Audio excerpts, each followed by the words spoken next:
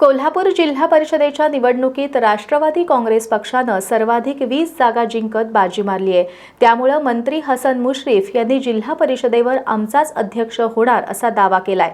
मात्र आज भाजप नेते आणि मंत्री चंद्रकांत पाटील यांनी देखील अध्यक्षपदावर दावा सांगितलाय। आम्ही आणि जनसुराज्य पक्ष ही दोन शरीर आणि एक आत्मा आहोत। आमचे दोघांचे मिळून 18 सदस्य होतात।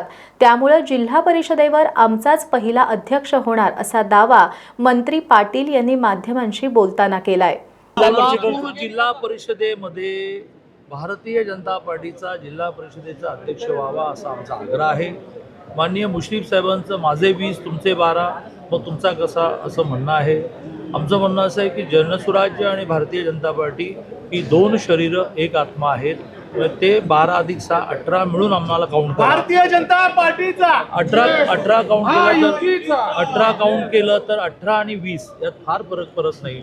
त्यामुळे पहिला अध्यक्ष ते इथे आम्ही 1.25 वर्षाचे 4 करणार आहोत। सगळ्यांना चान्स मिळणार आहे। पहिला बीजेपीचा होऊ द्या, पण नाही यावर निर्णय झाला, फक्त एक वाक्याचा निर्णय व्हायचा आहे की बाकी सगळं सोपं आहे की पुढचा सभा कोण, पुढचा सभा कोण, उपाध्यक्ष कोण। सांगलीचं थोडंसं अवघड गणित आहे, ते सोडवायला मी तुमच्यातून लवकर बाहेर पडलो, तिकडे चाललो।